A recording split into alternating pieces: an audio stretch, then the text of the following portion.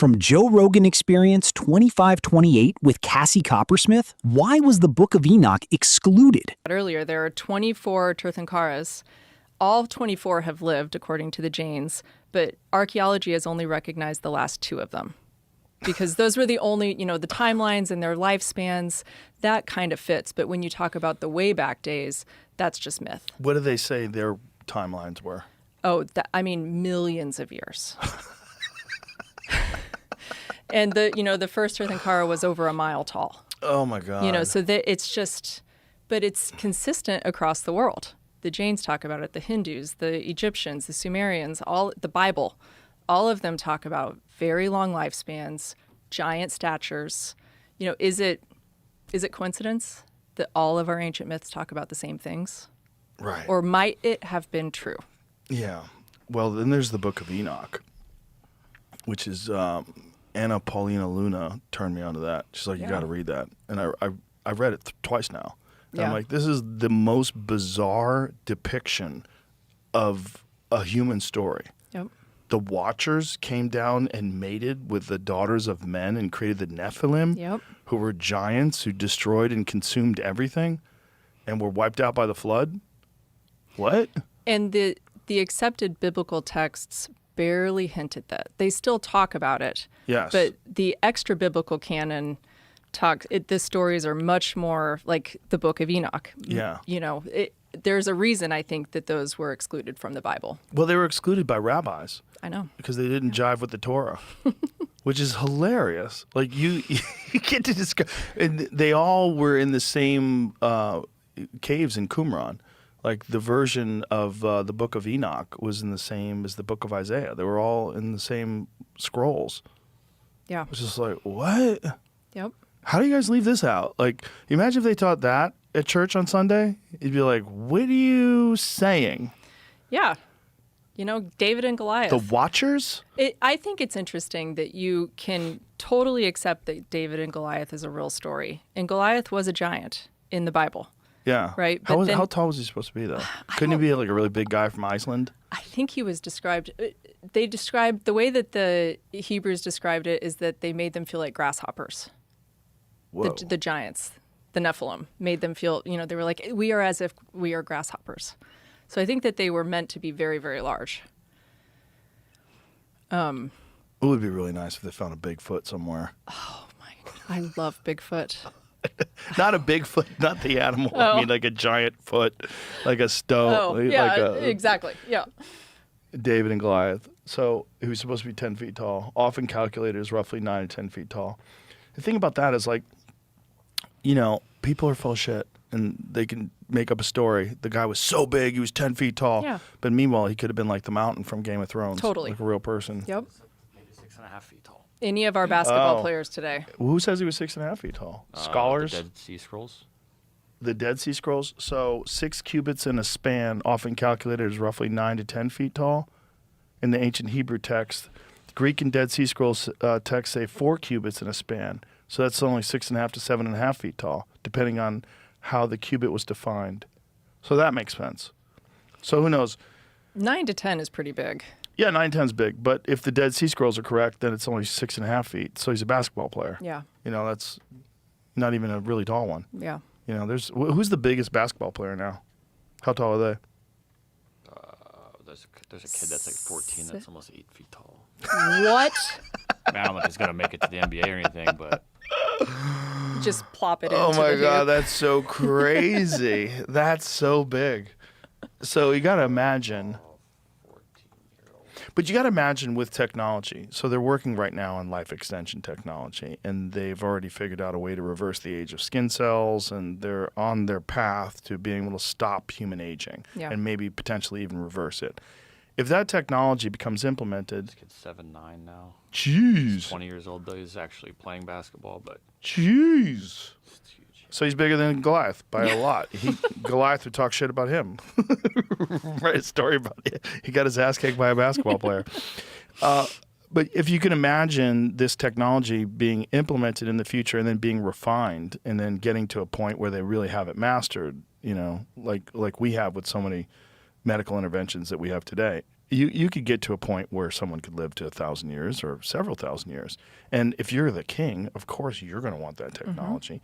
And you're also going to be very protected, so you don't have to worry about dying in other ways unless somebody usurps you. Yeah.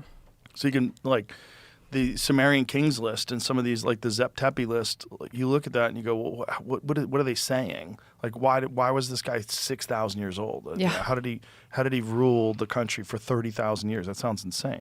What do you make of like things like Zep-Tepi and the Sumerian kings list, where you go back in time and you have these incredible ages of some of these rulers that ruled for thousands of years?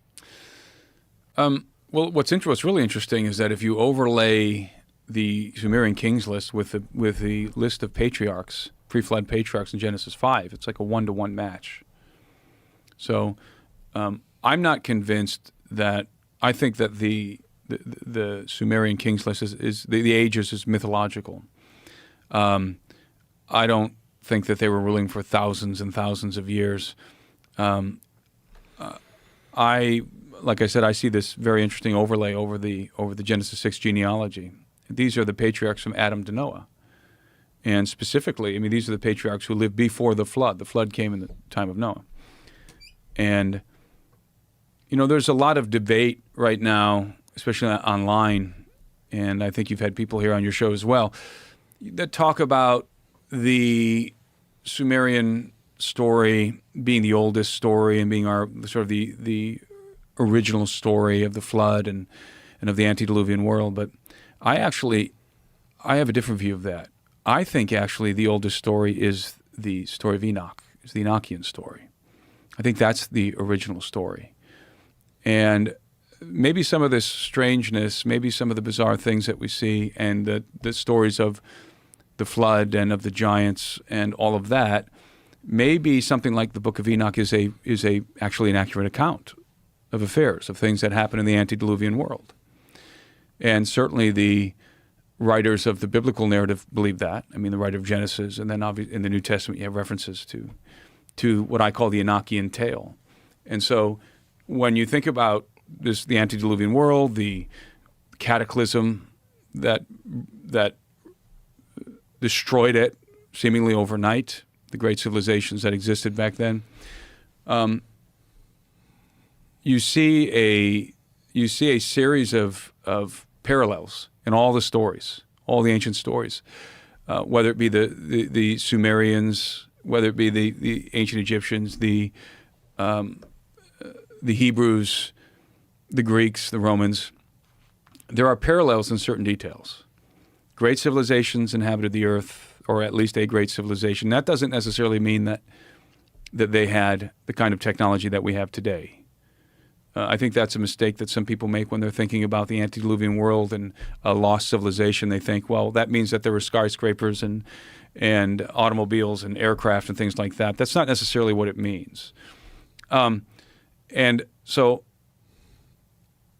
I think it's very, very interesting that you have all of these parallels, a cataclysm, giants.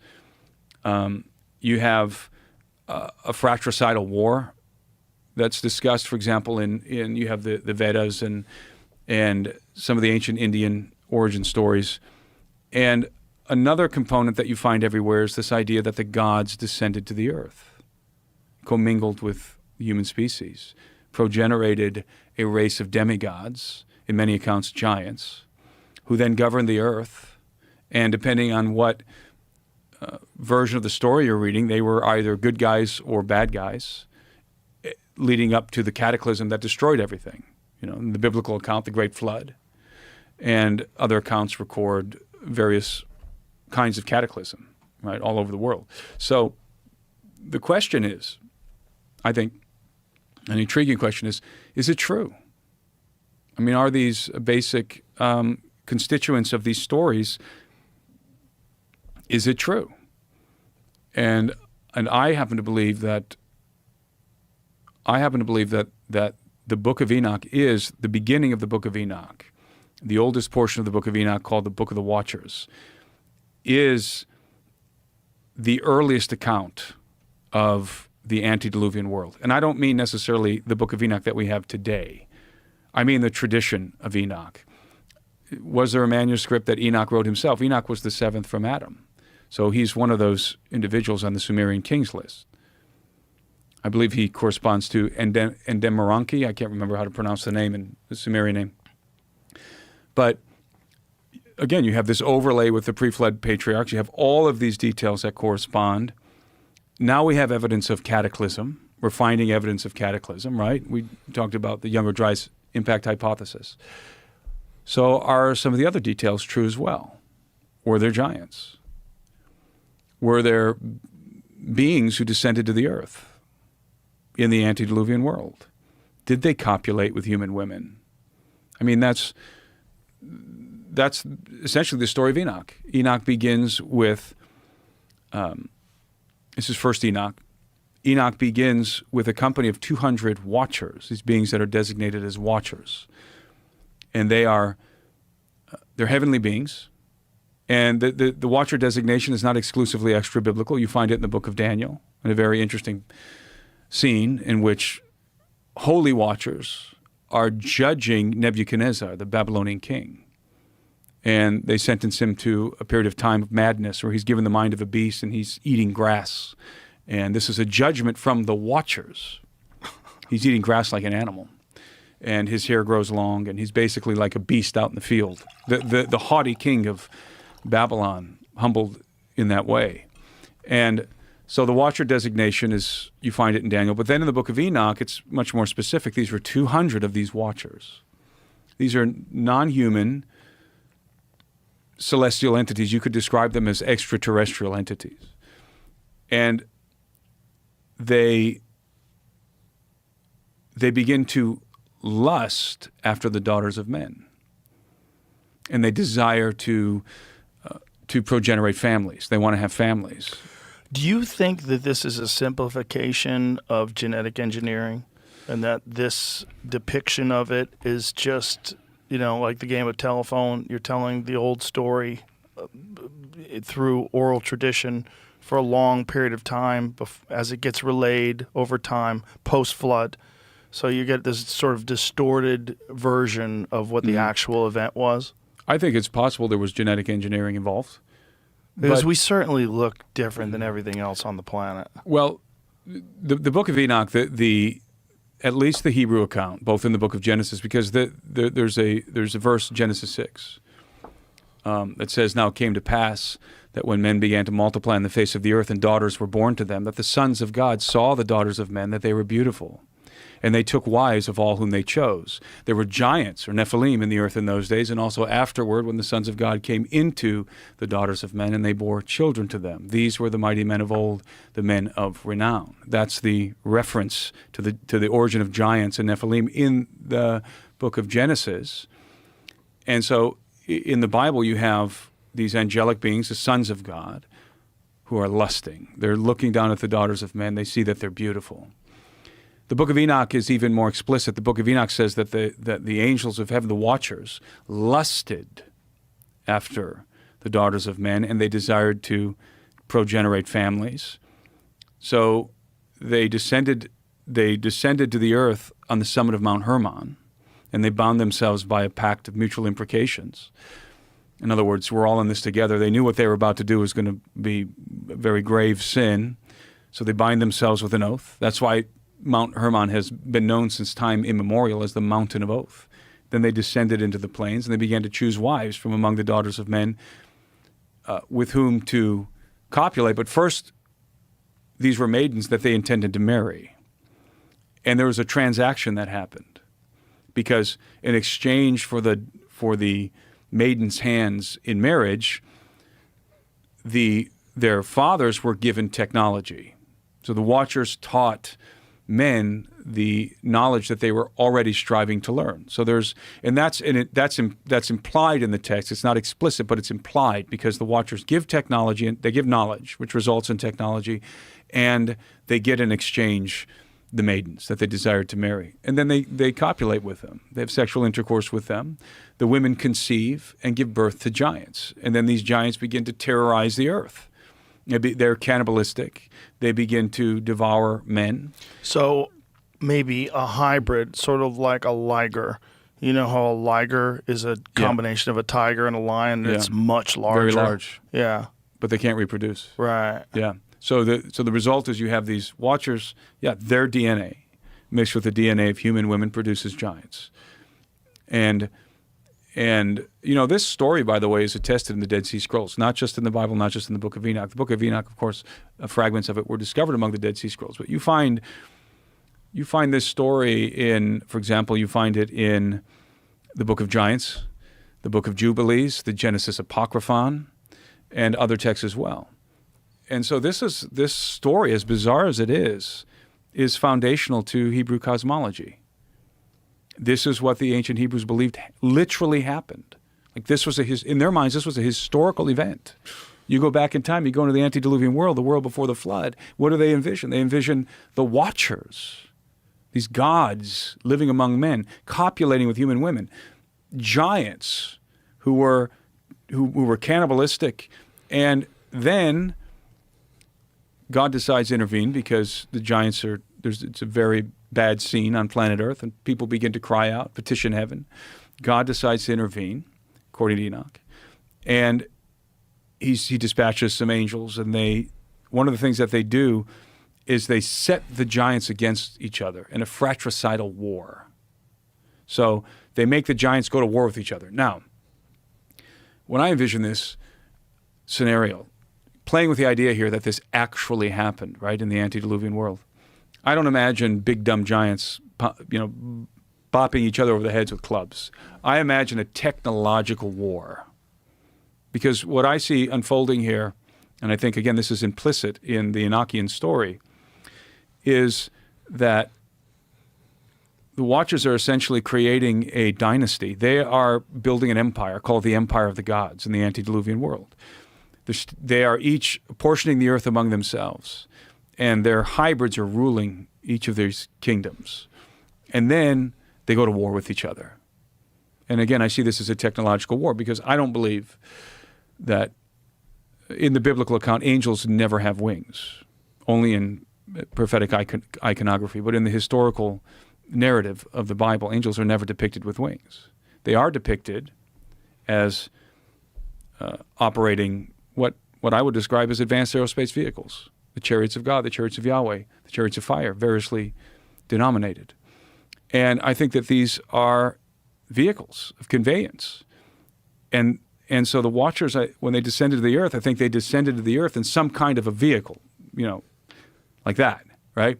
So they would have the knowledge and there would be some technology. And so when their offspring, the giants, went to war with each other in this fratricidal war, it would have been a technological war.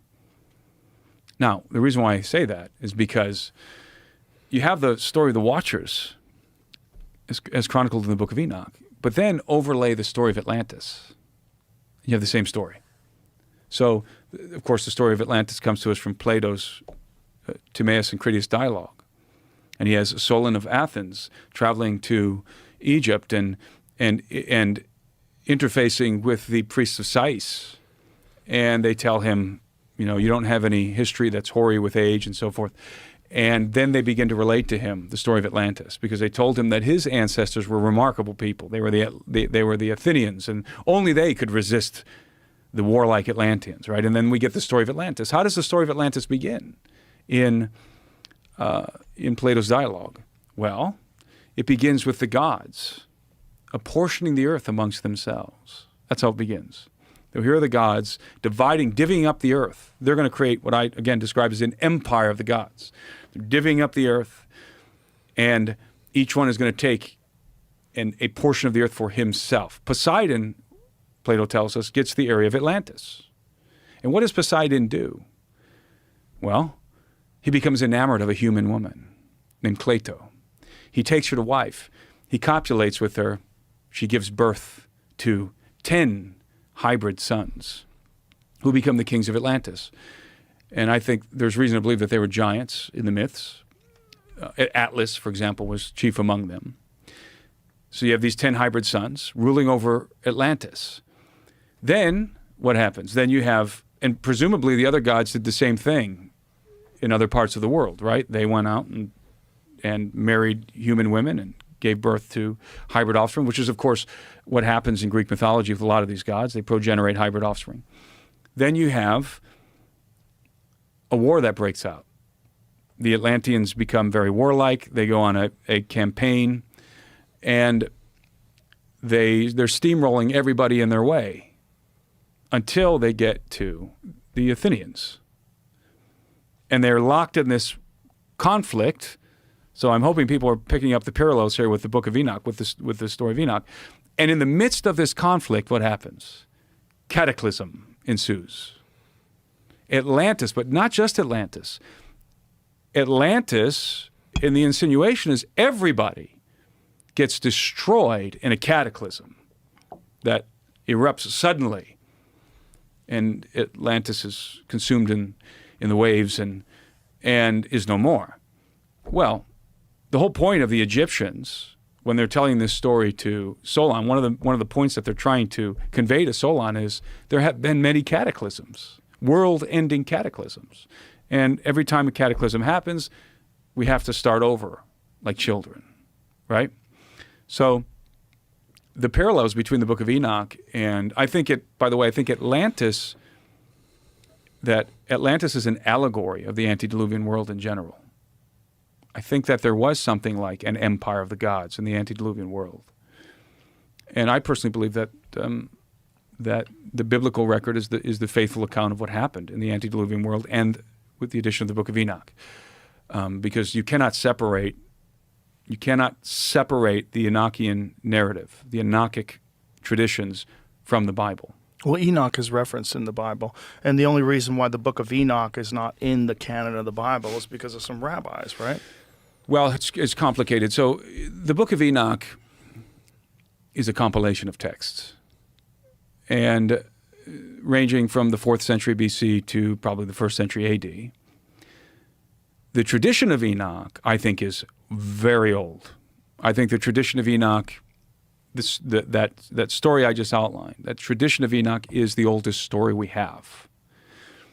The one upon which all the other stories are based. That's my personal opinion. Now, the actual Book of Enoch that we have today, the only reason we have it is because it was preserved in Ethiopia. That's the only reason we have the Book of Enoch today. The Ethiopian Bible. The Ethiopians preserved it, both the Beta Israel Jews, very, very ancient Jewish community, and the Tawahedo Orthodox Christians. Do you think they have the Ark of the Covenant? I think, let's put it this way, I think Graham Hancock makes a very compelling case that they do. Have you read his book, The Sign and the Seal? Yeah. The whole depiction of these people that are the watchers of this thing get cataracts because it has some radiation properties. Yeah, very compelling narrative. Yeah. None of them live more than a couple of years after they get the assignment. Yeah. I think it's a very strong possibility that they do. That's crazy. It would be crazy, yeah. You either believe in the natural and the supernatural, or you don't. And there are facets to everything.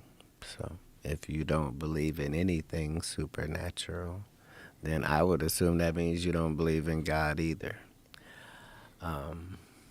It's like I was telling you earlier. I don't know how you could be a Christian and not believe in extraterrestrials. It's in your book.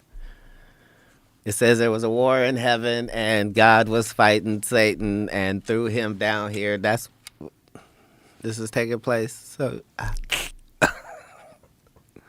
also, when you get to the Old Testament, Ezekiel's story. Ezekiel's story is essentially about a UFO encounter. I was really frustrated as a black person that we weren't included more in the Bible, right? And so I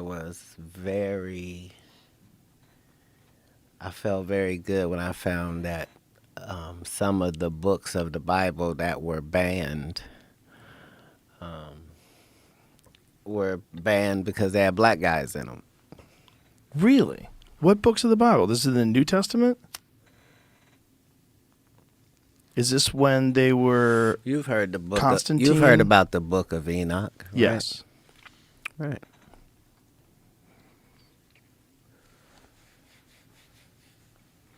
So if you know that book, it says that Noah was an albino. I always wondered about like Noah's age. They talked about him being hundreds of years old, And people it thought that was tells ridiculous. everybody's story. Yeah. And, But here's my thought: if human beings were at one point in time more technologically advanced than we are now, which is possible, we are on the verge of taking human life and expanding it way beyond 100 years. We're like real close to that. The people that are alive today will live to be 150. I'm not qualified to be having any of this conversation. I'm barely qualified because I've talked to a lot of qualified people. Disclaimer, but understand, we know more now. Like we know that the Earth is not spinning now the same way that it once was. We know that. We get slightly different, measurably different, right? I'm saying the interesting thing is in all of those stories that we're talking about, it never says that they did anything different that got them to be in that position. It just says that they were blessed by God. So yeah, now, they were there. this is at a time when people were dying of some things that today we would call pretty easy. Yeah. You know, but it was wiping out whole groups of people. But yeah, it's interesting. Well, it's fascinating because there's no way to go back there and see what the fuck was going on. So no matter what, you're not yet. Let's be fair though. They're not telling some wild story. Like if they say that a guy had this guy lived 600 years, they're also telling you about the 346 children that he had and his 1,500 wives. Right, Like, Right. hold on. Yeah. These are numbers to back up. Right. If human beings do live to be 500 years old, that's a real possibility. That would be the only way that you could show that Yeah. is by Talking about all the wives and all the children, and if you do take what we know now in terms of like what they are capable of doing now with human beings and lengthening telomeres, there's a lot of different methodologies that they're using that they believe will extend human life. Use of metformin, NMN, hyperbaric chambers. There's a bunch of different things they're doing. And then there's CRISPR. When they're doing genetic engineering on kids now, and in China they did genetic engineering that would make the children more likely to be brilliant, more likely to be super intelligent. Sir, why are you acting surprised by key components of the breeding process? Right. True. Right. And If we're talking about Frisians or if we're talking about German Shepherds or Doberman Pinschers, this is perfectly fine, right? Right. For me to say Right. that thanks to these reasons, this dog is the sheer example of the confirmation of the breed, and that his attributes are his intelligence and his loyalty and his... Right. Right. This is all part of You could do that these... shit in a test tube for your kid. Why wouldn't you do it? That's what I think they're going to start off with normal stuff. It all starts off as normal stuff because it's abnormal. So Yeah. the first thing you're doing is, okay, so we're in charge of, like, how could you not? How could you not?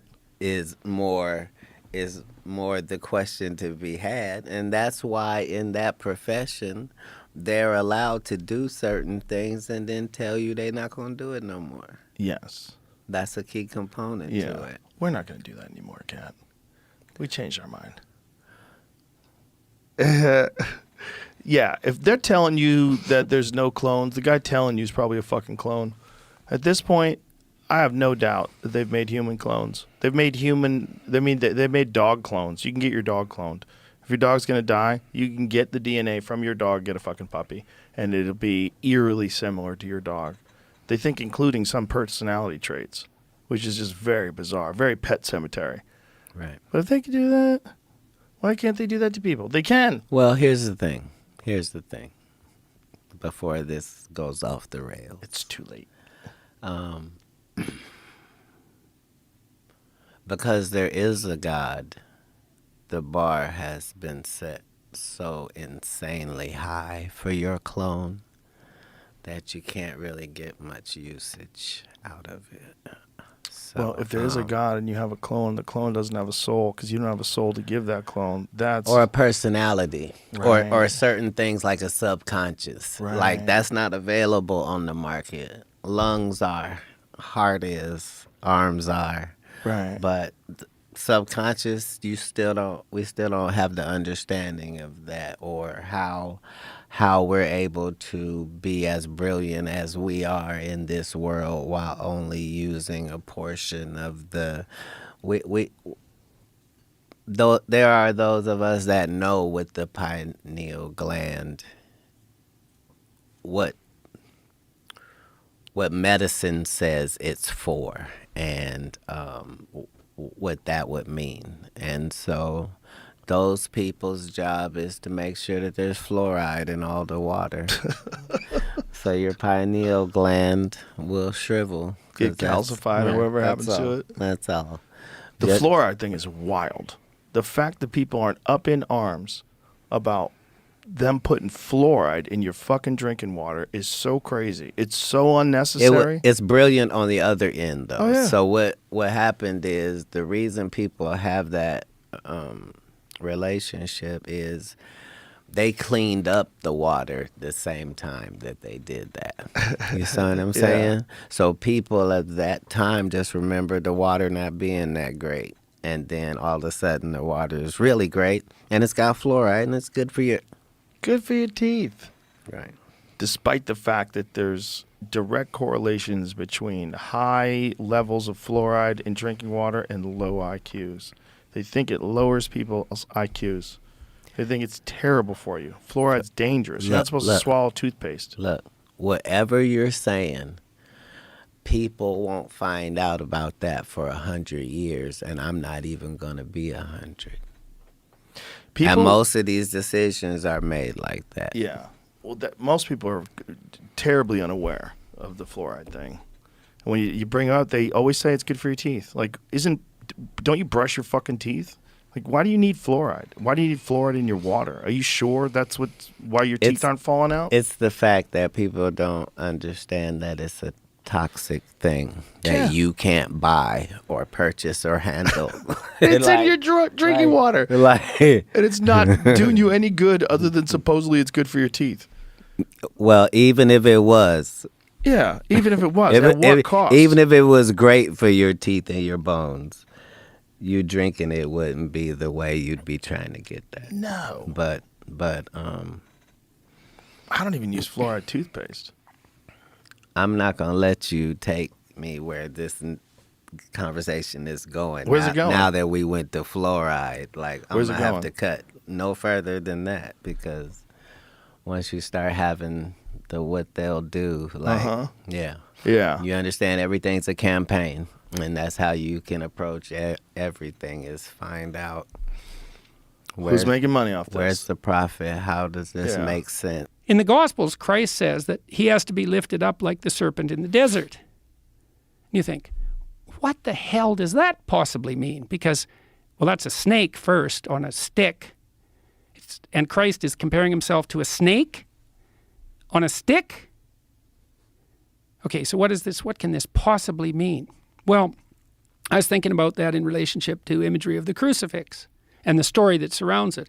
So Jung thought that the Passion story was archetypal because it's a limit story, like this debate at Oxford.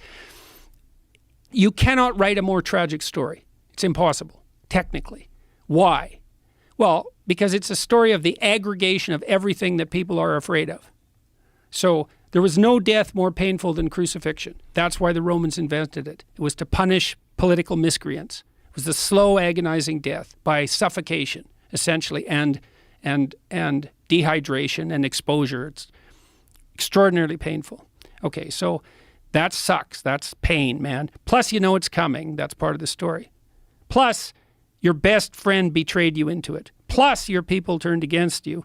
Plus, they're led by a tyrant who doubts truth. Plus, you're a victim of the Roman Empire. Plus, you're completely innocent. Plus, everybody knows it. Plus, they choose a criminal to be released from this experience instead of you, even though they know he's a criminal and they know you're innocent. So, and you're young, and you've done no wrong, and all you've done is help people. So it's a limit story. Okay, so then you think, we've been looking at that limit story for 2,000 years in the image and in the story. What are we doing? Well, you're supposed to visit the stations of the cross, let's say. Okay, here's the idea. You hear the crucifixion story, and you play with it. Who are you? Maybe if you're female, you're Mary, and why is that? It's the Pieta, because you have to offer your children to the destruction of the world. That's female courage. That's the mother that doesn't hold her child back. It's like, go out. To what? Eventually your death and destruction. Go out. Leave me. Be in the world. That's feminine courage, man, to let her baby go. You're Pilate. You doubt truth, but you'll go along with the crowd. You're Judas because you betray your best friend. You're the mob. You're the criminal. All of that, that's you. You look on all those things that you hate and are terrified by. That's not a snake. It's like the worst of all possible snakes everywhere. That's what you're looking at. And what do you see? You see death, you see destruction, pain, terror, tyranny, frailty, betrayal. Look harder. Look harder. Look harder. What do you see? The death and resurrection. You look far enough into the abyss, you see the light. Well, that's the story. That's the connection between those stories. And this unbelievably strange thing is that connection exists. It's like there's the strange story of the serpent in the desert, and we know that story is 3,000 years old, something like that. We know that. And then we know perfectly well that Christ said that he was allied, that his image was allied with that snake. That's written down. And even if you don't believe in the historical reality of Christ, someone still made that connection. And did they know everything we were talking about today explicitly? What do you think they did know? What do you think? I mean, we were talking about this before, that the roots of these religious experiences almost certainly come from some sort of transcendent experience. Well, when Eliade mapped out the shamanic experience, he laid out the pattern. So shaman die, they're reduced to a skeleton. They're reduced to dust. And then they climb the axis that unites heaven and earth and enter the kingdom of the ancestors and the gods. They have a paradisal experience, and they come back and share it. That's a death and resurrection. That's what they experience. So what does that mean? I don't know what it means, but that's what happens. And then we know from Murarescu's book, people can read it and make up their own bloody minds. Do your investigation. It was probably the origin of democracy. It was the origin of Greek culture, the Eleusinian mysteries. And was that a psychedelic experience? It's like, come up with a better hypothesis. Good luck. Well, there's physical evidence now. Yeah. Because of Murarescu, all all these finding the ethnobotanists. they know. They know. And botanical archaeologists. Yeah, they're messing about with ergot. Yeah. And psilocybin. God only knows how long. I mean, how long have they? And then there's DMT in the Amazon. I mean, there's a massive shamanic tradition, and it stems back way into the Stone Age, and that's its pattern. Well, you know, the was it what university was it in Israel, in Jerusalem, that made the connection between the burning bush and Moses and DMT, because of the acacia tree. The acacia tree, which is rich in DMT, and they made this connection, like most likely. No, we don't know what was in the Ark of the Covenant. Right. We know that the people who were going to approach it purified themselves before they dared do it. You know, we know that a good psychedelic experience will drag you through your sins. That's known as a bad trip. Yeah. So what do we make of the fact that the shamanic experience, which is replicable cross-culturally and which dominated the human landscape for at least 20,000 years, we know that it involves a death and a resurrection and an entry into paradise and a reunion with the ancestors. And so what does it mean?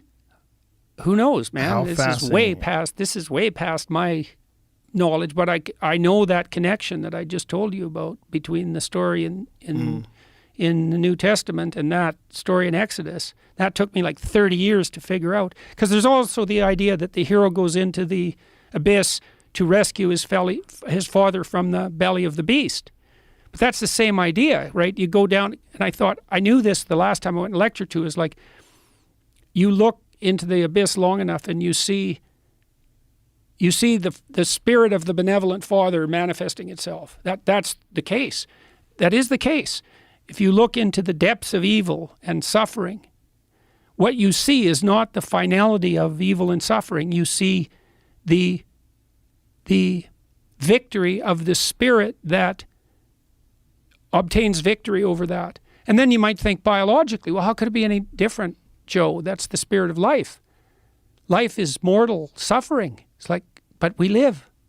What's the spirit of victorious life if it's not the benevolent father who overcomes the catastrophe of suffering? Like, what else could it possibly, even if you think about this just as an instinct, it's like you're threatened by what's worse than death, and there are plenty of things worse than death that you can be threatened by. And yet you have a revelation that enables your transcendence of that. Well, what could it be other than the spirit that overcomes death? There's a lot of like atheists and secular people that just like to dismiss Christianity as being foolish. You know, it's just fairy tales. I hear that amongst, self-professed intelligent people. Like it's a fairy tale. I'm like, I don't know if that's true. I think there's more to it. I think it's history, but I think it's a confusing history. It's a confusing history because it was a long time ago.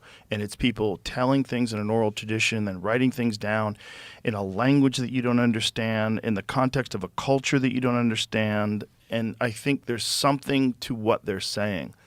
I think there's a reason why they all have a flood myth. I think there's a reason. They all have a very similar story of catastrophic floods and chaos. And then that jives with what geologists are finding and what these people are finding that are exploring the Younger Dryas impact theory, that there was floods, massive, enormous amounts of water that are instantaneously released from melting ice caps all over the world because of comet impacts. Like, it happened. There's physical evidence of this happening. And I think that's what they're trying to say in these stories. I just think it's so confusing. It's so confusing because you're dealing with a time so long ago. We talk about how different people live today on Earth, but way more similar today than we would be reacting or interacting with a society that existed 6,000 years ago. Like, what are we even talking about? Like, what is that like? What is the world like then? What is discourse like? Like, what rules are there? What protections do you have against being robbed and stolen from? And how often is war? What is life like back then? It's fucking nuts. And so you're writing things down on animal skins frantically and hiding them in clay jars in Qumran, and like, I hope somebody finds this someday. And then thousands of years later, someone does. They find these ancient fucking scrolls and they pull them out, and they're versions of stories from the Bible. So these people have been telling these same stories for thousands of years. Like, well, okay, what were they trying to say? That's what's interesting to me. I don't think it's nothing. No. I think there's something to it, and there's a reason why it resonates with people. And Christianity in particular is the most fascinating to me because there's this one person that everybody agrees existed that somehow or another had the best plan for how human beings should interact with each other and behave, and was the best example of it, and even died in a non-violent, like it didn't even protest, died on the cross, supposedly for our sins. Like, it's a fascinating story. What does it represent, though? That's the real thing. What was that? Like, what happened? Who was Jesus Christ if it was a human being? What was that? That's wild. Well, Jordan's idea, as I understand it, is that the point of the story, if you like, is it's about voluntary self-sacrifice. It's about the fact that to have a good society, people have to be willing to sacrifice something of themselves for others. And that's what Jesus is, and that story is supposed to inspire in all of us. Right, but it's a historical human being too, though. Yeah. It's a historically documented human being. That's where it gets weird, because there's a universal depiction of what this human being was like that doesn't seem to vary that much between all the people that knew him. That gets weird. You know, if you go to Jerusalem, you can go to the Garden of the Gethsemane. And for those people who don't know, that's where Jesus was arrested by the Roman soldiers. It still exists. You can go there 2,000 years later. Wow. And you just literally walk around this place. You're just like, my God. Like, the connection to those stories, it's right there. And also, I think the lessons that you learn from going to church are incredibly profound. Something as simple, so I was raised Catholic, as, you know, they'd say, peace be upon you towards the end. Let's show each other a sign of peace. Yeah. And you literally shake hands with the person next to you. Right. You don't know this person, you may have never met them, but you shake hands with the person behind, in front, and whatever else. Yeah. What an incredibly profound gesture that is. Just to shake hands with someone. And all your anger and all your resentment and everything you feel, which is natural, and jealousy, and but you make a literal physical connection with another human being. That is so powerful. Yeah. And if you don't have something to believe in, there's not a thing that you follow that you believe is making you be a better version of yourself, be a better person. If you're just relying on your whims and your, whatever you think is the moral thing to do, then you know what you get? You get those people that are unable to answer the question of whether or not you should protect an unborn fetus, or whether or not they have human rights. No, they don't. And they just, and they just, like, that's what you get. That's what you get when you have no religion. Yeah. If you have religion, you go, wow, that's a good question. That's a very good question. And it's also as well, when we look at the New Atheist movement, and that's something that I really followed, Dawkins and all these kind of people who pointed out the ridiculousness of certain religions, et cetera, et cetera. And then we don't need religion. I think that's fundamentally inaccurate. I think human beings need religion. I don't know if you need it, but it definitely can help. But I think societies need it. Yeah. But I just think it's silly to dismiss all these stories as being useless. Totally. I think they were trying to say something. Right. And I don't know what that something is, but the deeper you dive into it, the more interesting it gets. Yeah. Well, last time we had Richard on the show, if you remember, we kind of pushed him on this. Yeah. And his as far as we could get is he was like, well, maybe it's a story that's useful, but it's still not true. And I'm going, well, if it's useful, maybe we should hang on to it for a little bit. Do we want to throw away something that's useful because we're so fixated on literal truth when this is perhaps a metaphor for something, right? Perhaps, yeah. So yeah, I've kind of moved on that. I was, I used to love all that New Atheist stuff. But. Me too. But a lot of those guys fell apart. And all those guys get real persnickety. They don't seem very enlightened. They don't seem like they're at peace, which is interesting, because that's the true Christians that I've met. And I've met some like legitimate, like very charitable, kind Christians. They're some of the happiest and kindest people I've ever met. And that's borne out in the statistics as well. Yeah. The Book of Enoch is nuts. That's I talked the to Giants Westhoff about it. That's the Giants It's one, not right? just the Giants, it's aliens. It's about the Watchers who came down and mated with human beings. Bro, I'm reading it right now. I know you are. I already know. Bananas. She told me to read it. And she's like, you have to read this. It's nuts. And what did Westhoff say? Did he say there's a legitimacy? It's 100% a legitimate text. It's legitimate religious Yeah. text. But they decided not to include it because it's so nuts and because it goes against like what the writings of the Torah. Right, right. So, but it was a few rabbis. Just a few rabbis decided. That nixed like it. if the Book of Enoch was Yeah. included in the Bible, Yeah. it changes the whole Why would the story of the rabbis human decide race. what goes 'Cause into back the then they Christian? had that kind of power. They just decided that it doesn't get included in the canon. This is a long time ago. But yeah, I mean, this is like around. Well, who decided to canonize Bible? Right. This is like Constantine time, right? Well, that's for the New Testament, right? And so with the Old Testament, you've got Wes Huff would be the guy to Oh ask wait a all minute. these Enoch questions. was included in the Old Oh, Testament. it's old as fuck. Oh, okay, got Not it, only is got it it, old got it, as got it. fuck, when they found it, they also found a version of the Book of Isaiah. This is one of the things that Wes Huff told me that was really fascinating. They found a version of the Book of Isaiah that is verbatim the same as a version of the version of Isaiah that was 1,000 years later, which they Unbelievable. thought was the Unbelievable. original. Unbelievable. That's what's crazy. Unbelievable. For 1,000 maintain that. years, they maintained the exact same story verbatim, writing it down and passing it on. And the Book of Enoch's in there with that. And the Book of Enoch is bananas. Yeah, I think we might need to do a little deep dive on the Book of Enoch. The Book of Enoch, it says that these watchers came down and mated with human beings and created a race of giants called the Nephilim Yeah. who consumed and destroyed everything in front of them. Gee, that sounds like people. yeah, That sounds a lot like people. Yeah. If you got a bunch of little chimps and then you got these tall aliens Yeah. and they make a fucking 7-foot man, Yeah. a Viking, who's like chopping off heads and lighting villages on fire and Yeah. has this undesirable, unstoppable desire for conquest, that's humans. The Nephilim sounds like humans. Like yeah, exactly. So they're not giants. We are the giants. And then what they if the might other be, folks? they might have been giants. Like it's hard to say. But what if the other folks were the Neanderthals? well, Because this- there was a time where we're living together, right? Right. Well, they were here before us, allegedly. Well, this is the question: is like, where did humans come from? Yeah. This is the real question. There's a really interesting show on PBS right now called Human, where this lady goes on this journey of. It's like, she's what is her degree in? Is she an anthropologist? I believe she's an anthropologist. But or maybe some sort of biologist, but she goes over the history of the human species. It's very interesting. The migration from across the Bering Land Bridge Yeah, into North America, when the oldest people started coming here, how they came here. Fascinating stuff. But that's one of those things. Like if you think ancient history is filled with horseshit, like ancient human history, like of the humans. That's the woman's name. I don't want to fuck up her name. Ella Al-Shamahi.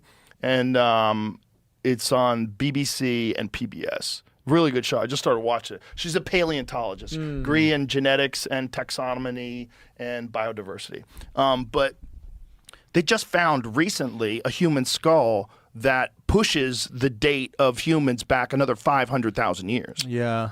So it's like all they know is what they find in the fossil record, and Yeah. there's so little fossil record. Yeah. And then they keep finding new things. Yeah. Like they just found Denisovans in like 2010. They're like, What is whoa, that? what's this? Total new branch of the human tree. It's called Denisovans. Denisovans. Yeah, they Okay. found like a bunch of teeth, I think, in Asia, and they're like, what the fuck is this? And then or maybe it was Russia. So there's that. There's the one that they found in China, the big head people. That's the That's one that I saw real recently. recent. Yeah. That's real recent. I forget what that one's called. We've done this a million times, but I always forget. But so they're always finding these new versions of humans. So how many of them really were there? But if there's a bunch of science experiments, if aliens are coming down and like, let's try them where they're short, really powerful, and they only eat meat. And that's Neanderthals. Like, stop. This one's not Too a much. good design. Yeah. This is not a good design. We need them a little more frail so they invent things. Yeah. Because the brutes don't invent anything. Yeah, more frontal cortex. Yeah, the Neanderthals had bigger brains than us. That's what's interesting. So then what part of our brain was specifically different? See, we have a very our idea of them is that they were dumb and they couldn't talk and that they were brutes. But it doesn't seem like that's true. In fact, it seems like they had art, they definitely had tools, and they had language. And they might have been as smart as us. They were just different. And maybe us being a little weaker is what made us smarter. You know, Or made us work collectively. maybe we're a little more alien, just a touch. Right. there's a little too much salt in that stew. Let's add a touch more of us. And, it seems like the hairy, 5'7", 200-pound fucking savages with big eyes that might be able to see at night, because it looks like they might have had night vision. They have huge eyeballs, man. Right. The Neanderthal eye socket's way bigger than ours. Their skull's thicker. Their bones are more dense. They might have had night vision, like a dog. You know how dogs, their eyes glow when the headlights hit them? They might have had that same ability. I mean, yeah, I don't know why. That design's too sketchy. It's just not They working. can see at night, Yeah. and then they go hunting other people. This is too much. But then we hunted them. Maybe. We might have just fucked them. I also heard we fucked them. Well, I Yeah, think you we had that hunted them and joke, we right? fucked You're them. like, I got a little bit of, yeah. One more time with the monkey. But in terms of like the stories, like, all right, you know when a comic gets off stage and like they think they killed but they bombed? Right. Like there could be people telling those stories in the books. There could be. Like meaning what their rendition of what happened is in the book, and that is what they truly believed happened. They might not even be delusional. They are delusional, but like that's what they saw, and that's what happened to them. And history is always written by the winners. Exactly. Yeah. My version of the Bible story back in the day, I used to have this bit about Noah's Ark. I was like, the problem with the Bible is people are full of shit, and that story sucks. Yeah. Like, it's that simple. It's Yeah. like people lie all the time. I've never met any politician or any person who's in charge of anything that's like really important that I would say never lies. So if you're back then where there's zero accountability, zero video, zero anything, they can't even write. Well, that's where the cross-referencing makes sense, right? It's like that's when you got a bunch of different people saying the same thing or similar things. You start to go, okay, maybe this did happen. This means repentance. It means changing your mind. It doesn't mean like to actually do things. And then you read Genesis chapter 1 and it says, in the beginning, God creates the heavens and the earth and he makes it good. But ultimately, I would ascribe to there being an original Adam and Eve, and that those are our, like, if you want to call them like our first parents kind of thing. Yeah. And I say, well, if the first miracle happened, if everything, nothing became everything, then, Jesus turning water into wine. That's an easy one. Well, yeah. That's a party trick. Yeah, exactly. It really is nothing compared to the birth of the universe. But at the end of the day, you have one miracle. So what is your personal belief when it comes to the resurrection?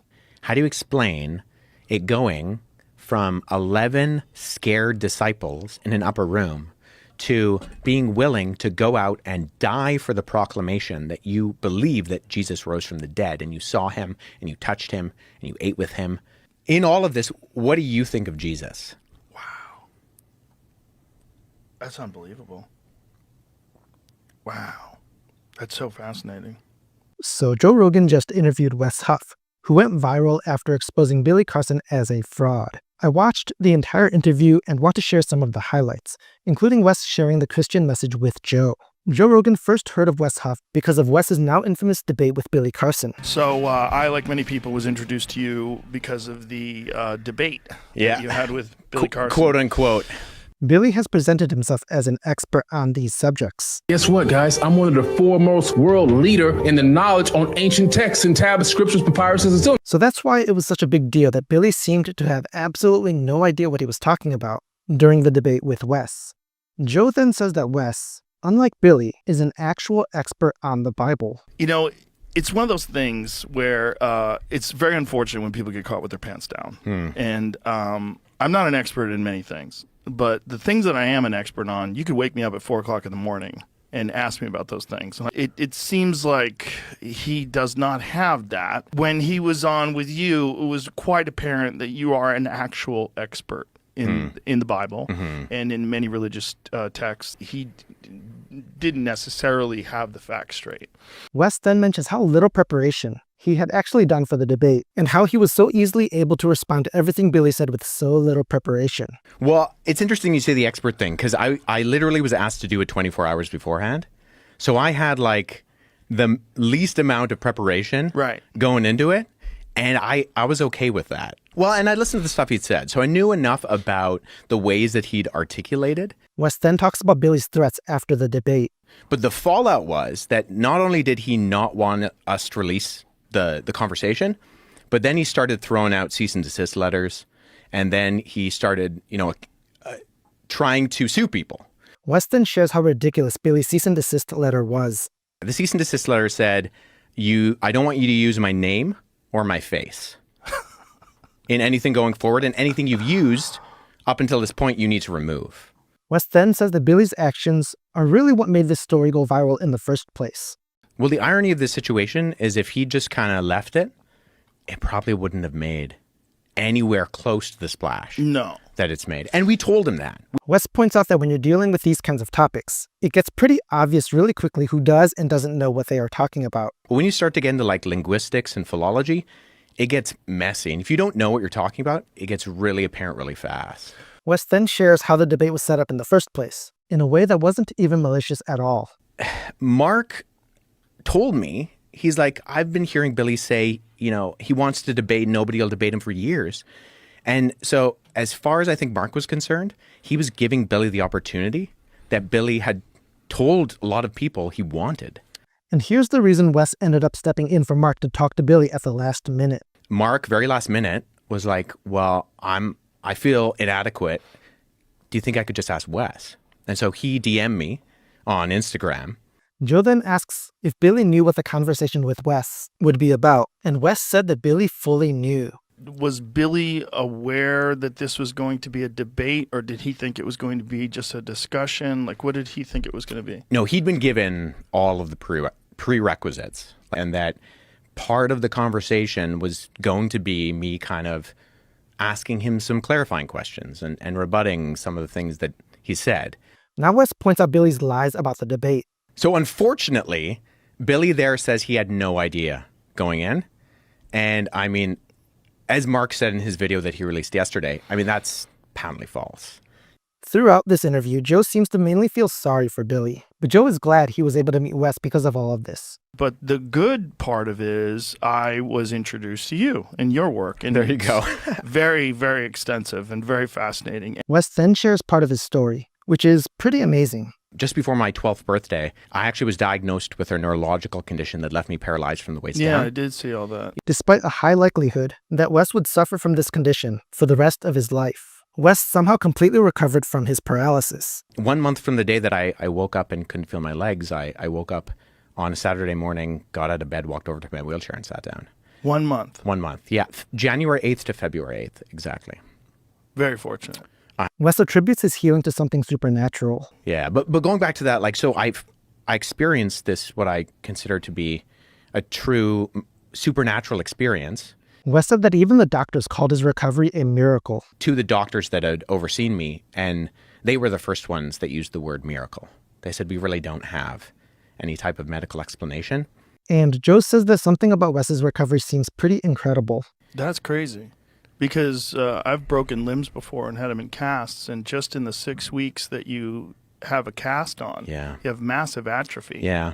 Wes then says that after reading and studying a lot, he came to the conclusion that Christianity is true. At the end of that, I did truly feel that, okay, well, I think in the ways that in my limited ability as a teenager, to investigate these things, I think that Christianity is true. Joe then talks about how impressed he is with Wes's knowledge about the Bible. Because I'm always fascinated by people that have really gone down the road, like really, really, really gone down the road, because you don't meet a whole lot of them. How old are you? I'm 33. Which is very young for someone who Spring has chicken. The depth of knowledge that you have. Joe has come a long way from before, when he thought the Bible was absolutely ridiculous. Now Joe seems to have at least some respect for the Bible, and for people who know the Bible well. Wes then talks about the importance of being able to defend the truth of the Bible that he said he believed in. If the things they were saying about the Bible were true, then it did actually legitimately undermine what I believed. And so I needed to take that seriously. I had an obligation. If I'm wrong about the Bible... Joe seemed to be genuinely interested in learning more about biblical manuscripts, especially the Dead Sea Scrolls, which Wes is an expert on. So when you say the Book of Isaiah is intact, how similar is it to the Book of Isaiah that's in the Bible? So that one is fascinating. So Joe says that he likes Billy Carson, but he also thinks truth is important. Listen, I like Billy. He was a nice guy. I really enjoyed talking to him. I really do. I think his videos are fun. but I also think truth is important. Here's where Wes found an opportunity to share part of the Christian message about repentance with Joe Rogan. And the church was using this as like, you need to do penance. You need to, do all of this stuff to show that you're sorry. And part of that was, paying the church. And Luther reads this and he goes, hey, guys, this means something different. This means repentance. It means changing your mind. It doesn't mean like to actually do things. Here's more of Joe being impressed with the kind of hard work involved with what Wes is doing. God, when you're saying this about taking copied versions of it and comparing errors and going back, and like, you're talking about so much time. Yeah. So much research. It's legwork. So much legwork. Later, Joe talks about how fascinated he is by the question of our origins. The search for our origins is one of the most human endeavors. One of the most, because to know that we are particularly unique. We're so different. We stand out from every other animal on this planet. And in response to Joe, Wes talks about the uniqueness of the book of Genesis in the Bible. And that's why you see, but then you can see that the author of Genesis is making these points that are actually rebutting something like the origin stories of the surrounding cultures. Wes says that other ancient civilizations thought everything was just chance. And one of the main themes was basically that, like, it's all chance. It's all a random mistake. You were created without purpose and intention. And then Wes talks about the contrast of Genesis and the Bible. And then you read Genesis chapter 1 and it says, in the beginning, God creates the heavens and the earth. And he makes it good. And there's this idea that, like, that's countercultural in the idea that the Babylonians did not think that the world was good. Wes then talks more about the Bible's teachings about humans being created in the image of God. But that humanity in general is created in the image of God. And this idea of the imago Dei, that that's why you're different. Like, why are you different from all the animals? Right. Because you're given something that exemplifies a unique quality. Then Wes talks about humans having a God-given purpose and how that contrasts with other ancient civilizations. And it says that, no, there's purpose, there's meaning, there's intention. And actually, a lot of the things that you worship, it's pretty stupid because God created them. Joe asks Wes what he thinks about ancient history as a Christian. So as a Christian, what do you think about all this stuff? Like, what do you think about ancient hominids, Australopithecus, Neanderthals? Like, what was God up to with all this? Wes answers by saying that he believes in intelligent design and God's role in creation. I ultimately would be an advocate for intelligent design, where I would say that that God purposefully created humanity. Wes then shares some questions about flaws in the theory of evolution. Neo-Darwinian evolution is not quite explaining some of what's going on with things like the fossil record and some of the gaps that we have in there.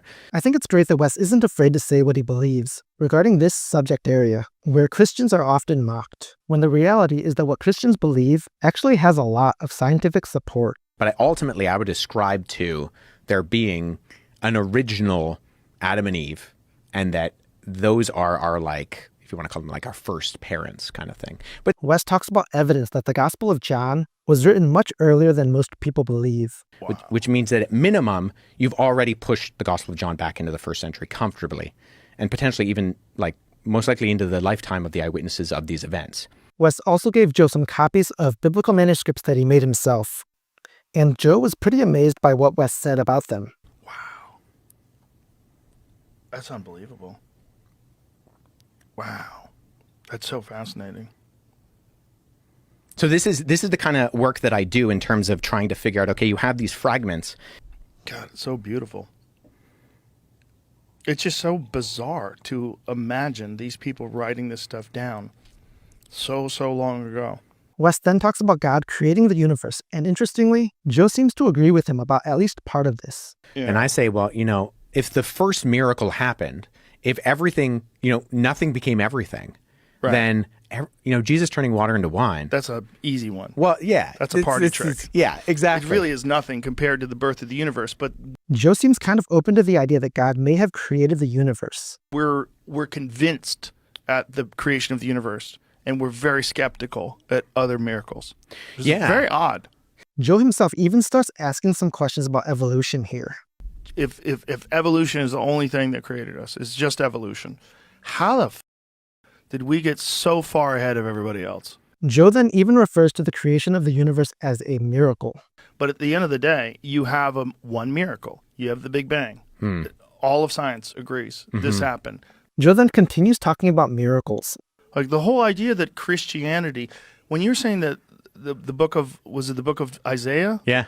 That the same book is exactly the same as, like, that's a miracle. Wes then shares more about what Christianity teaches. The crazy thing about Christianity, where you have this Jewish itinerant guy who's walking around first century Roman occupied Judea.